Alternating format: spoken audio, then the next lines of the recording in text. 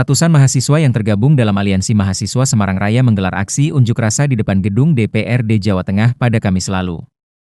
Aksi ini merupakan bentuk protes atas meningkatnya tindak kekerasan oleh oknum aparat militer terhadap warga sipil, salah satunya kasus penyiraman air keras terhadap aktivis Andri Yunus yang hingga kini dinilai masih dibayangi praktik impunitas. Para mahasiswa mendesak adanya reformasi menyeluruh di tubuh institusi TNI serta penegakan supremasi hukum yang transparan. Kekecewaan massa memuncak saat proses audiensi di gedung DPRD tidak membuahkan hasil, yang berujung pada aksi walkout oleh delegasi mahasiswa. Koordinator lapangan aksi, Tegar Wijaya Muhti, menjelaskan bahwa langkah tersebut diambil karena mereka tidak ditemui oleh komisi yang relevan dengan tuntutan mereka.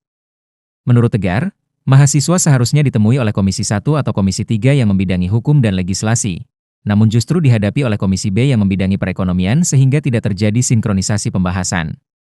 Presiden Mahasiswa Polines Semarang, Kevin Kurnia, menegaskan bahwa aksi walkout ini merupakan simbol tidak percaya terhadap anggota dewan.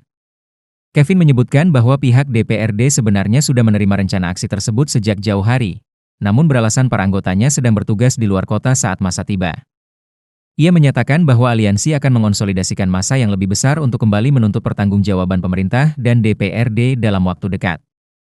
Dalam dokumen pernyataan sikapnya, Aliansi BEM Semarang Raya menyoroti bahwa kekerasan aparat telah menjadi pola yang berulang dan melanggar hak atas rasa aman warga negara.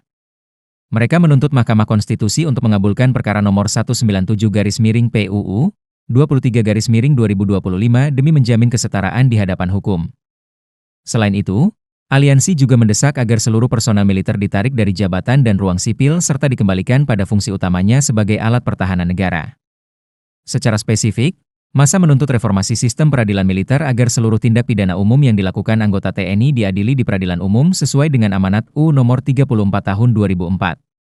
Selain itu, tuntutan lain yang disuarakan adalah pembentukan tim gabungan pencari fakta, pencopotan Panglima TNI, hingga penonaktifan seluruh anggota yang terlibat dalam kekerasan terhadap warga sipil.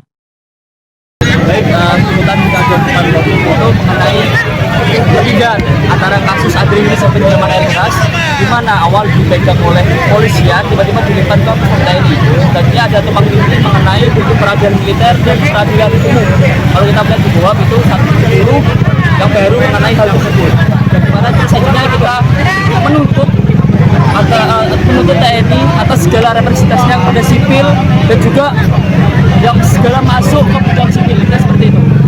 Kita ke gedung DPRD, biasanya kita menemui Komisi 1 tentang peraturan legislatif atau Komisi 3, namun yang keluar adalah Komisi B, mana ini mengenai tupoksinya perekonomian, dia tidak masuk pada tuntutan kita. Seperti itu. Karena memang tidak sesuai dan kita merasa kita hanya buang-buang waktu di sana. Waktu juga sudah menunjukkan hampir pukul 6, daripada kita mengambil resiko, lebih baik kita menaik diri aja. Cuma kita adu ngomong kosong dengan mereka.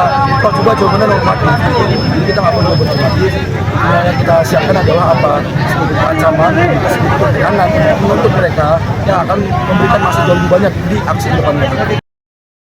Ivan Aditya Maulana melaporkan dari Kota Semarang, Jawa Tengah.